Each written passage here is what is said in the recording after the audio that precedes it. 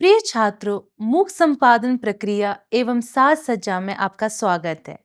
आज के हमारे व्याख्यान का विषय है समाचार कथा और रिपोर्टिंग। छात्रों, आइए सबसे पहले इस व्याख्यान के उद्देश्यों के बारे में जानते हैं। इस व्याख्यान का प्रथम उद्देश्य समाचार कथा के स्वरूप से परिचित होना है। समाचार कथा के तत्वों की जानकारी प्राप्त करना इस व्याख्यान का दूसरा उद्देश्य है। इस व्याख्यान का तीसरा उद्देश्य समाचार की संरचना से अवगत होना है। रिपोर्टिंग की विस्तृत जानकारी प्राप्त करना इस व्याख्यान का अंतिम उद्देश्य है। छात्रों, आइए अब हम इस व्याख्यान की प्रस्तावना पर बात करते हैं। पत्रकारिता के क्षेत्र में समाचार को कथा या स्टोरी भी कहते हैं। समाचार को कथा के रूप में रसीला और दिलचस्प आदि बनाकर प्रस्तुत करना एक सफल कलाकार की योग्यता पर निर्भर करता है। समाचार कथा लेखन में वही पत्रकार सफल माना जाता है जो भाषा का विशद ज्ञानी हो। सरल, प्रवाहपूर्ण, सुस्पष्ट और चटपटी भाषा में लिखित समाचार सर्वग्राह्य होता है। संवाददाता समाचार संकलित करके उसकी रिपोर्ट तैयार करता है। अगर संवाददाता से किसी समाचार पत्र की पहचान होती है, तो संवाददाता की पहचान उसकी रिपोर्टिंग से होती है। पत्रकारिता में काम करने की सुविधा के लिए संवाददाताओं को अलग-अलग क्षेत्र में काम करने का मौका दिया जाता है। इन अलग-अलग क्षेत्रों को साधारण अर्थ में बीट कहा जाता है। उदाहरण के लिए, अपराध के समाचारों की रिपोर्टिंग करने वाले पत्रकार की बीट अपराध कही जाएगी और राजनीति में काम करने वाले की पॉलिटिकल बीट। समकालीन समय में समाचार अधिक सजीव, संक्षिप्त और जानकारियों से युक्त होने लगे हैं। रिपोर्टिंग का बदलता चेहरा पत्रकारिता में नई उम्मीदों का चेहरा है। इसलिए किसी भी नए पत्रकार को रिपोर्टिंग के हर गुण को बारीकी से सीखने और खुद को उसके अनुरूप विकसित करने के प्रयास पर जोर देना चाहिए। छात्रों, इस व्याख्यान में समाचार कथा के स्वरूप, उसकी संरचना तथा रिपोर्टिंग से संबंधित विस्तृत जानकारी दी जाएगी। छात्रों, आइए अब हम मूल व्याख्यान की ओर बढ़ते हैं, जिसका विषय है समाचार कथा और रिपोर्टिंग, जिसमें सबसे पहले समाचार कथा के स्वरूप पर चर्चा की जाएगी।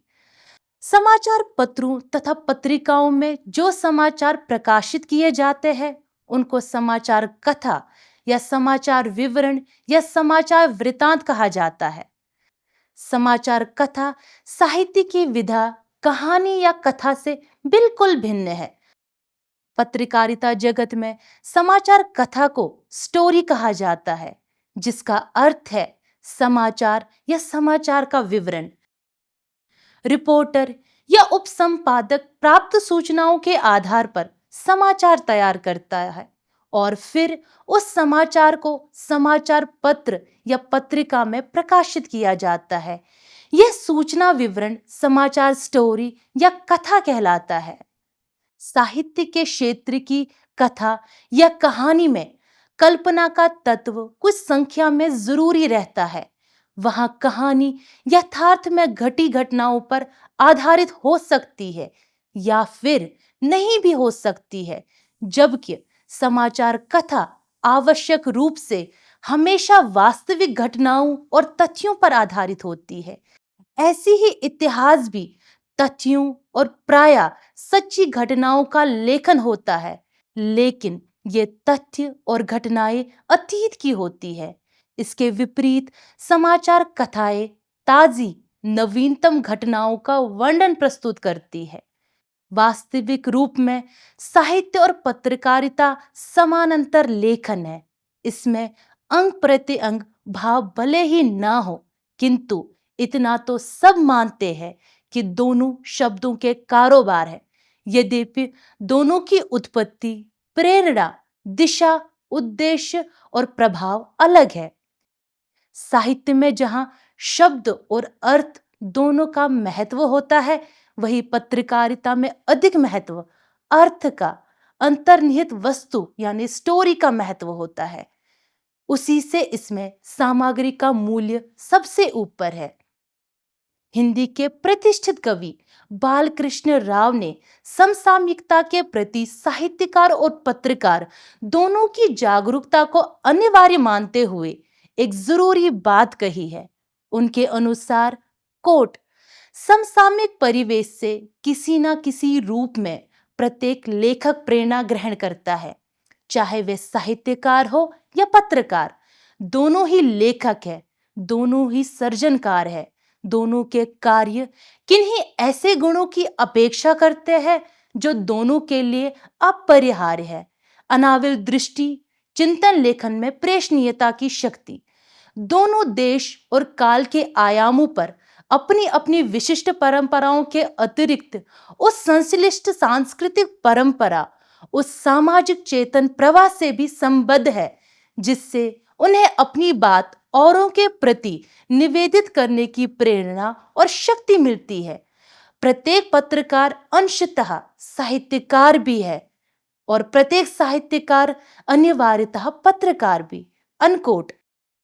अर्थात समसामयिक परिवेश से प्रेरणा तो साहित्यकार व पत्रकार दोनों ही पा सकते हैं, किंतु दोनों के लक्ष्यों में अंतर रहता है। ऐसे तो साहित्य और पत्रकारिता दोनों ही मानव जीवन की घटनाओं, वृत्तांतों से संबंधित कथन होते हैं। दोनों में ही कथा प्रस्तुत की जाती है, किंतु दोनों कहानियों में स्पष्ट अंतर रहता है। साहित्य का संबंध जिस कहानी से होता है वह किसी एक का अनुभव होता है, लेकिन फिर भी वह सभी की होती है, निर्विशेषीकृत होती है। वही दूसरी ओर पत्रकारिता में व्यक्त कहानी समष्टि की ना होकर किसी एक विशेष की होती है। इसमें नाम, तारीख, स्थान का अधिक महत्व रहता है। इन सूचनाओं के ना रहने पर समाचार पत्रों की कहानियां निराधार और मूल्यहीन हो जाती है। इसी तरह साहित्य कभी पुराना नहीं होता, उसमें कभी ना खत्म होने वाला मूल्य है। इसके विपरीत पत्रकारिता आज में उगती है, आज में जीती है तथा आज में ही खत्म हो जाती है। इस तथ्य को इसी से समझा जा सकता है कि साहित्यिक रचनाओं के बरसों बाद भी अगले संस्करण निकलते रहते हैं, जबकि समाचार पत्रों में दैनिक तो क्या, उस दैनिक के भी सुबह, सांध्य और रात्रि संस्करण निकाले जाते हैं। इस दृष्टि से मैथ्यू अर्नोल्ड का ये कथन विशेष रूप से उल्लेखनीय है। Quote, journalism is literature in a hurry. Unquote. इस विवरण के देने का लक्ष्य विशेष रूप से साहित्य की कहानी विधा और पत्रकारिता की स्टोरी के मूल अंतर को स्पष्ट करना था। इस विवरण के आधार पर हम ये कह सकते हैं कि समाचार कथा या स्टोरी पत्रकारिता जैसे सूचना उद्योग का एक ऐसा आवश्यक रूप है जो विशिष्ट तात्कालिक घटनाओं का वृत्तांत होता है। आइए अब बात करते हैं समाचार कथा के तत्वों पर। समाचार कथा या स्टोरी के मूलभूत तत्वों को जानने के लिए 6 मुख्य प्रश्नों के उत्तर जान लेना चाहिए।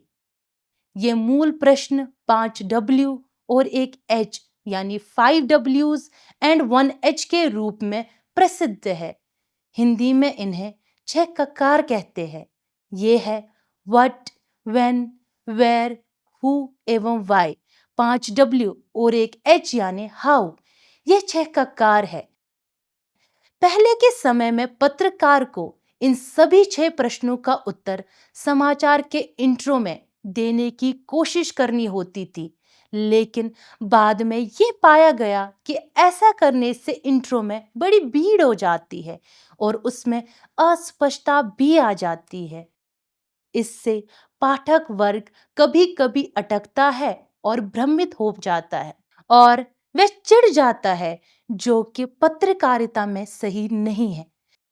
इस प्रकार इन 5 W और H के बारे में कोई निश्चित नियम नहीं है और ना ही उनको आमुख या लीड में समाहित करने की कोई अनिवार्यता है। किसी किसी स्टोरी में इन सब के सब प्रश्नों के उत्तर नहीं भी हो सकते हैं, किंतु इतना जरूरी है कि एक समाचार कथा के आधारभूत तत्वों को पहचानने के लिए इन सभी प्रश्नों को पूछ लेना चाहिए। उसके बाद जो सबसे अधिक महत्वपूर्ण तत्व हो वही समाचार मूल्य के अनुसार इंट्रो में आना चाहिए। एक इंट्रो इनमें से किसी एक या एक से अधिक प्रश्नों या सभी का उत्तर हो सकता है, किंतु ये याद रखना चाहिए कि समाचार की स्पष्ट अभिव्यक्ति के साथ कोई समझौता नहीं होना चाहिए। यह कभी नहीं होना चाहिए कि छह कक्कार के उत्तरों को इंट्रो में ही समेट देने के चक्कर में या फिर अधिक प्रश्नों के उत्तर एक साथ देने की लालच में हम इंट्रो को अस्पष्ट बना दे। ध्यान रहे कि अगर किसी पाठक को आमुख को समझने के लिए उसे दो या दो से अधिक बार पढ़ना पड़े तो वह इंट्रो या लीड अच्छा नहीं बना है। आइए अब बात करते हैं समाचार की संरचना पर।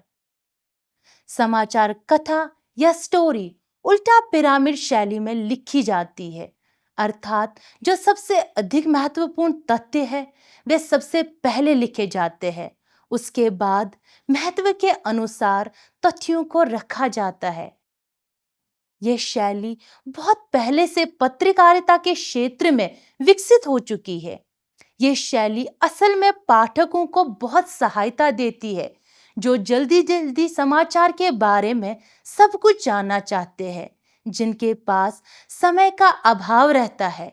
यही नहीं, यह शैली उपसंपादकों को भी सहायक होती है जो विस्तृत कलेवर वाली स्टोरी के अंतिम भाग को इस कुशलता से संपादित कर निकल जाते हैं कि उस समाचार स्टोरी की पठनीयता पर कोई बुरा प्रभाव नहीं पड़ता। कभी कभी शीर्ष पंक्ति यानी हेडलाइन के ठीक नीचे संवाददाता या रिपोर्टर का नाम दिया हुआ होता है। यह बायलाइन कहलाती है। समाचार अथवा समाचार कथा का प्रथम अनुच्छेद इंट्रो या लीड कहलाता है। समाचार का बाकी हिस्सा स्टोरी का क्लेवर या काया यानी बॉडी कहा जाता है। इंट्रो एक प्रकार से भूमिका होती है। इसमें सबसे अधिक महत्वपूर्ण सूचना रहती है जो स्टोरी में निरंतर चलती है, अतः यह सबसे अधिक निर्णायक और कठिन भाग है। इंट्रो को हम स्वस्तिक कह सकते हैं। यह एक सफल समाचार कथा का परिचायक होता है, इसलिए इसमें उच्चतम समाचार मूल्य निहित रहता है। छात्रों, अब रिपोर्टिंग के बारे में जानते हैं। समाचार को एकत्रित करके उन्हें व्यवस्थित तरीके से लिखकर उन्हें माध्यमों से समाचार पत्र कार्यालय को भेजना रिपोर्टिंग कहलाता है। समाचार पत्रों का सही अर्थों में मुख्य उद्देश्य हर दिन पाठकों तक नए नए विषयों से संबंधित घटनाओं तथा तथ्यों की सुरुचिपूर्ण ढंग से विवरण देना है। किंतु ध्यान देने वाली बात यह है कि प्रतिदिन इनके पास ये समाचार आते कहां से है। इसका उत्तर है कि इस आवश्यकता की पूर्ति रिपोर्टिंग के माध्यम से होती है। समाचार संकलन समाचार स्रोतों, संवाददाता जैसे विषयों पर इससे पहले वाली व्याख्यानों में विस्तार से चर्चा हो चुकी है, इसलिए रिपोर्टिंग को समझना आपके लिए अब कठिन नहीं होगा। रिपोर्टिंग के कई स्रोत होते हैं, जिनमें से प्रमुख इस प्रकार है। सबसे पहले भाषणों की रिपोर्टिंग। भाषण समाचारों का प्रमुख स्रोत माना जाता है। हर दिन समाचार पत्रों में प्रकाशित होने वाले कई समाचार भाषणों पर आधारित होते हैं। कई बार एक ही समाचार के कई भाग भाषणों के लिए होते हैं। यह सेमिनार, संगोष्ठी, विचार गोष्ठी और संसद एवं विधानमंडल के मामलों में ज्यादा होता है। ऐसी परिस्थिति में सबसे अधिक महत्वपूर्ण भाषण जो प्रायः सबसे लोकप्रिय व्यक्ति द्वारा दिया जाता है, समाचार बनता है। किसी राजनीतिक पार्टी के सम्मेलन या राष्ट्रीय अंतर्राष्ट्रीय विचार संगोष्ठी को कवर करने के लिए रिपोर्टर को सभी भाषण सावधानी से व्यवस्थित रूप से सुनने चाहिए। भाषण का वक्ता कौन है, कितना अहम है और उसका भाषण किस पर आधारित है, इन सब बातों पर ध्यान देते हुए संवाददाता को यह तय कर लेना चाहिए कि कौन सा भाषण समाचार में सबसे पहले आना चाहिए। दूसरा है पत्र प्रतिनिधि सम्मेलन। पत्र प्रतिनिधि सम्मेलन यानी प्रेस कॉन्फ्रेंस के समाचार लगभग सारे संवाददाताओं को कवर करने होते हैं। भाषणों और कथनों के जैसे पत्र प्रतिनिधि सम्मेलन भी समाचारों के स्वाभाविक स्रोत है। इनमें पत्र प्रतिनिधि को यह आसानी रहती है कि वह वक्ता को अपने इच्छा के अनुसार अपने दृष्टि से आवश्यक सवाल पूछ सकता है। उससे अपने पूछे गए प्रश्न और वक्ता के उत्तर को तो समाचार में देना ही चाहिए। इसके अतिरिक्त अन्य पत्र प्रतिनिधियों द्वारा पूछे गए सवालों और उनके जवाबों को भी शामिल करना चाहिए। इनमें से सबसे अधिक उल्लेखनीय उत्तर को पहले समाचार के शीर्षक और इंट्रो में देना होता है। पत्र प्रतिनिधि सम्मेलन के लिए संवाददाता को पूरी तैयारी के साथ जाना चाहिए। संबंधित विषय और पत्र प्रतिनिधि सम्मेलन को बुलाने वाले महत्वपूर्ण व्यक्ति के कार्यक्षेत्र, व्यक्तित्व एवं विचारधारा आदि चीजों की जानकारी उसे होनी चाहिए। उसे इस बात का भी ध्यान रखना चाहिए कि उस व्यक्ति ने उस विषय पर पहले क्या कहा है। अगर उसके कथन में अंतर है तो रिपोर्टर उस व्यक्ति से इस पर प्रश्न कर सकते हैं। पत्र प्रतिनिधि में संवाददाता के प्रश्न सटीक, सार्थक और महत्वपूर्ण है, इसका विशेष ध्यान रखने की आवश्यकता है।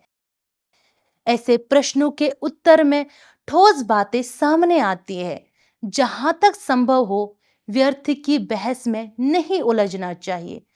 प्रश्नों को लंबी चौड़ी भूमिका के बाद नहीं पूछना चाहिए, बल्कि कम से कम शब्दों में प्रश्न करना चाहिए।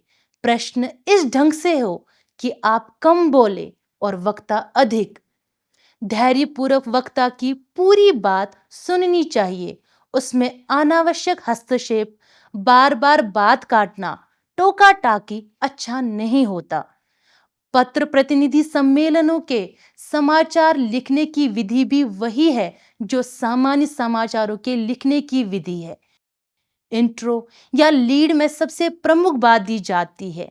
याद रहे कि पत्र प्रतिनिधि सम्मेलन की गतिविधि की सारी संपत्ति सामूहिक होती है। इसका उपयोग सब अपनी इच्छा के अनुसार कर सकते हैं। तीसरा है दुर्घटनाओं के समाचार। प्राकृतिक त्रासदी और हादसों के समाचार बड़ी जिज्ञासा और गंभीरता से पढ़े या सुने जाते हैं। ये स्थितियां आकस्मिक ही पैदा होती है और जब होती है तो भयानक स्थितियां प्रस्तुत करती है। जब कभी कोई हादसा एक रिपोर्टर की आंखों के सामने घटित होता है तो वह मौका एक रिपोर्टर के लिए बहुत रोमांचकारी होता है, क्योंकि वह सारी दुर्घटना का अकल्पनीय विवरण अपने पाठकों या दर्शकों को देने की स्थिति में होता है।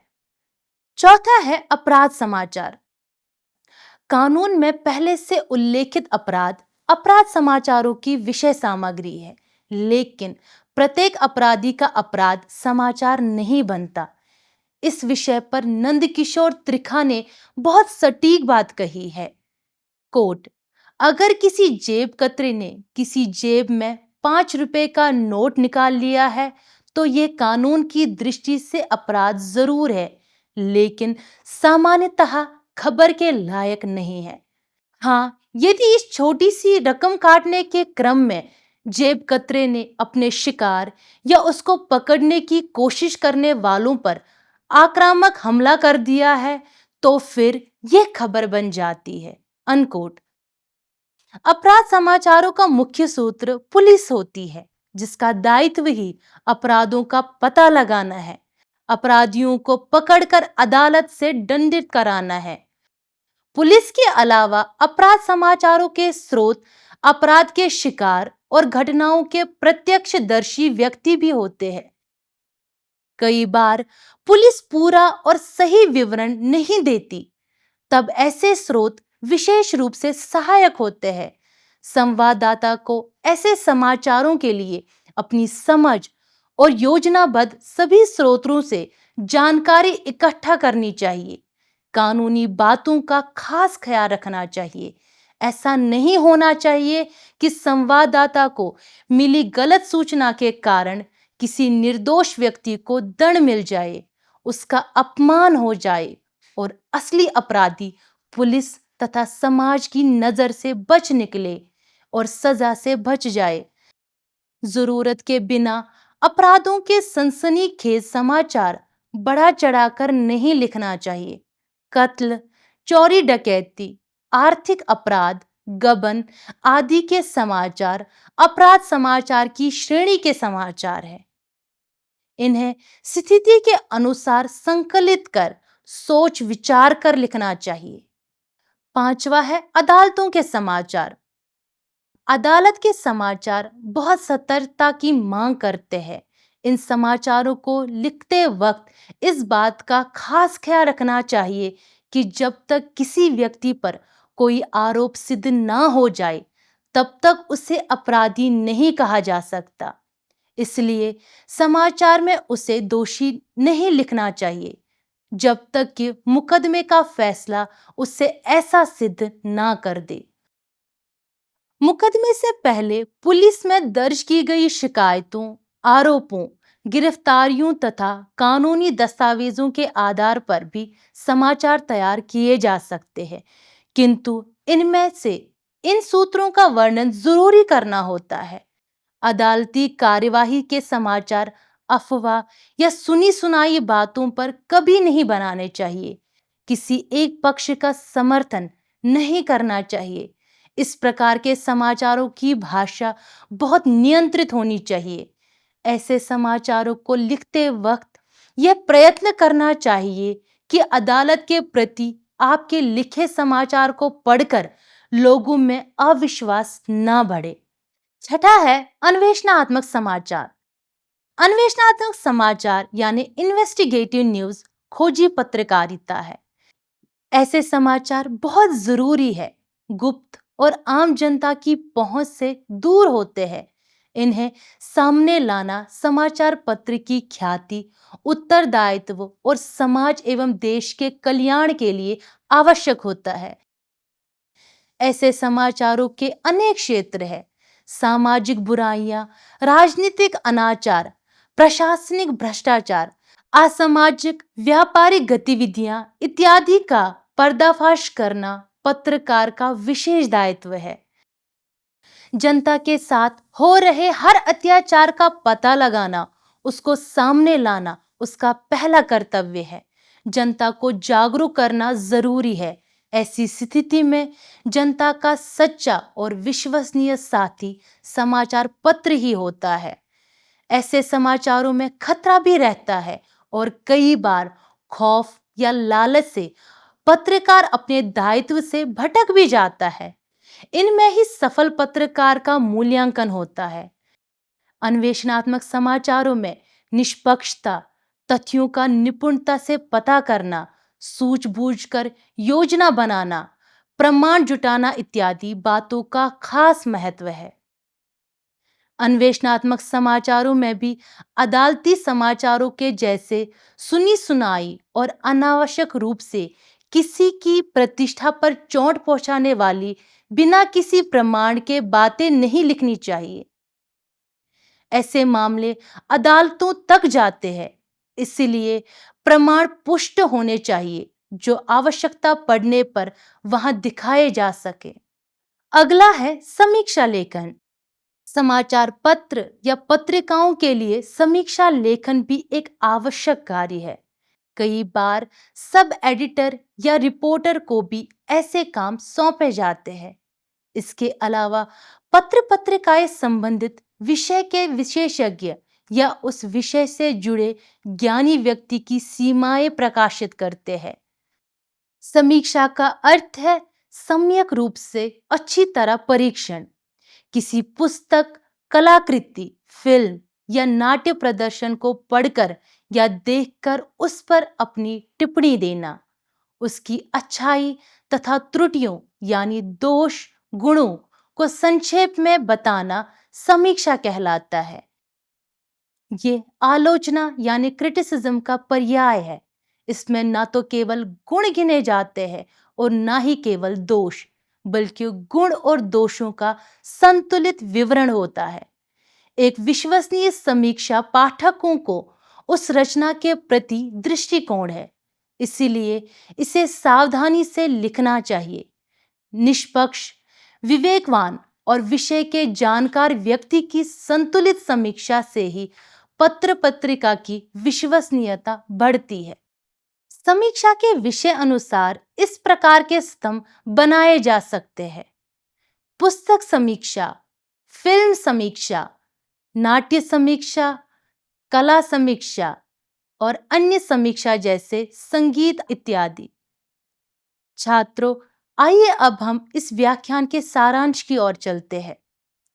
समाचार कथा की संरचना किसी समाचार लेख, प्रसारण अथवा डिजिटल मीडिया में सूचना के संगठन और प्रस्तुतिकरण को संदर्भित करती है।